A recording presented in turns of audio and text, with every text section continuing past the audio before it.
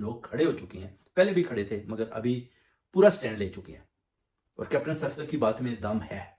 کہ مریم نواز جو غیر آئینی فیصلے کر رہی ہے اور بتا رہی ہے لوگوں کو جی کہ میں جی یہ کر رہی ہوں، میں فلاں میں پروجیکٹ کر رہی ہوں، کوئی کسی قسم کا ایک پروجیکٹ بھی مریم نواز نے مکمل نہیں کیا، صرف اور صرف یہ اسٹیبلشمنٹ کے کندھوں پر سوار ہو کر آئی ہے۔ ایک ہاری ہوئی الیکشن سے اس کو زبردستی پاکستان کے اوپر مسلط کیا گیا ہے اور نواز شریف بری طرح ہارا، اور اس بات میں واقعی دم ہے کہ مریم نواز کو ہاتھ کڑیاں نواز شریف کو اور مریم نواز کو زنجیریں لگے گی، اور یہ جیل میں جائیں گے تو پھر یہ چیخو پکار کریں گے جی کہ ہمیں بچا لیں، کیونکہ خان صاحب تو ابھی ان کے کیس تو ختم ہو چکے ہیں، وہ تو باہر آ جائیں گے بہت جلد، جو دکھائی دیتا ہے جیسے ان کے جو وکلا برادران ہیں وہ